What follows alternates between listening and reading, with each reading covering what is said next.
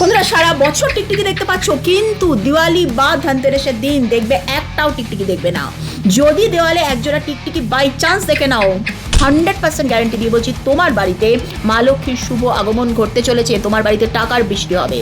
বেড়াল যদি এই দিন বাড়িতে আসে তাহলে পরে অবশ্যই তাকে একটু দুধ খাইও, এটা অত্যন্ত শুভ মানা হয়। যারা জীবনেও টাকার মুখ দেখতে পাচ্ছ না, জন্মকুণ্ডলিতে যদি দরিদ্র নারায়ণও যোগ থাকে, একটা সামান্য টোটকা বলছি, করে দেখো, 100% সেটাও খণ্ডন হয়ে যাবে।